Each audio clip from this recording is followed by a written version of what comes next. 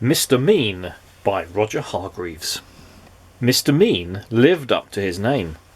He lived in what could have been a nice house, but wasn't. He never painted it, or mended the windows, or repaired the roof. Inside was the same. No carpets, no curtains, no pictures, no fires. And Mr. Mean was so mean he made his furniture out of old orange boxes, and then complained about the price of nails. Why, he was so mean, do you know what he gave his brother for Christmas last year? A piece of coal. It wasn't as if Mr. Mean didn't have any money. Oh no, he had lots of money, and he kept it all hidden in a box which he kept in the kitchen. Every evening he'd sit there counting it. It was the only thing Mr. Mean liked doing. But would he spend it? Oh dear me, no. Not old Meanie. Not if he could help it. One day Mr. Mean was sitting in his gloomy kitchen, having a gloomy meal. He only ever had one meal a day, and that day he was having a cup of water and a piece of bread which was 3 weeks old. Suddenly he was interrupted by a knock at the door. "Drat," he said, because he didn't like people. "Drat and bother." He opened the door, and there on his doorstep stood a wizard, a rather fat wizard. "Hello," said the wizard. "I wonder if, by any chance, as it's such a warm day, you could possibly, if it's not too much trouble, be so kind as to, if it's not inconvenient, perhaps, as I'm very thirsty, provide me with, do you think, a glass, if it's not too much to ask, of water, please?" He was a very wordy wizard. "No," replied Mr. Mean rudely, and shut the door in his face, and went back into his kitchen to finish his meagre meal. But there, standing in front of him, was the wizard. "How did you get in?" gasped Mr. Mean. "Well," replied the wizard, "it was by, how shall I put it, I just, well, you know, waved the old what's-its-name, magic wand, don't you know, and, well, here I am, if you know what I mean." "You must be very poor," he remarked kindly, looking around. "Oh, yes I am," lied Mr. Mean. "Then perhaps I can help you," said the wizard, pulling up a box to sit down on. The box didn't move, so the wizard pulled it harder, and this time it did move. In fact, it tipped up and spilled all Mr. Mean's money all over the floor. "Well, well, well," exclaimed the wizard, eyeing the money rolling all over the kitchen floor. "Well, well, well, well, well, well. It would appear to me," he continued, "that you, sir, are an old meanie." Mr. Mean didn't hear him. He was too busy scrabbling all over the floor trying to pick up his money. "And meanies," added the wizard, "need to be taught a lesson." So saying, he waved his magic wand. All the money turned into potatoes. Potatoes! Poor Mr. Mean. Oh dear me," he wailed. "Please turn my money back into money. Oh, please, please, please," he begged.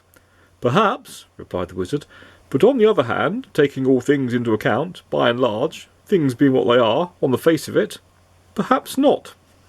However," continued the wordy wizard, "if you make me a solemn promise never to be mean again, then I will turn your money back into money. But," he added sternly, "if you're ever mean again, then it's, how can I put it, then it's potatoes for you, my lad, if not other vegetables as well." Then the wizard had the glass of water he'd come for in the first place, except it was a cup of water, because Mr. Mean didn't have any glasses.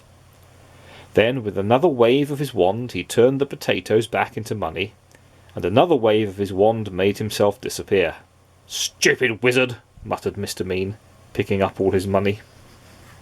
The following day Mr. Mean decided to walk to town. He never took the bus, because that cost money. On the way he met an old washerwoman carrying an enormous bundle of washing. "Please, kind sir," she asked, "could you possibly help me to carry this washing? It's so heavy." "No," replied Mr. Mean. "It's your washing. You carry it." But as soon as he'd said that, he felt a tingling in his nose. Mr. Mean's nose turned into a carrot. "Oh no," he gasped. The old washerwoman chuckled, and then Mr. Mean remembered the wizard's words.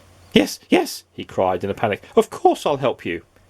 and he carried the huge bundle of washing to where the old washerwoman wanted, and the carrot turned back into a nose, and off he went.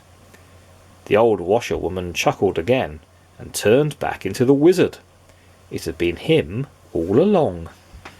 On his way into town, Mr. Mean passed by a cottage garden. In the garden there was an old man chopping wood. He saw Mr. Mean going past and called out. "Excuse me," he called, "could you give an old man a bit of a hand, young fellow me lad?" "No," replied Mr. Mean. "It's your wood, you chop it." But as soon as the words had passed his lips, guess what happened? His ears turned into tomatoes. "Oh no," he gasped.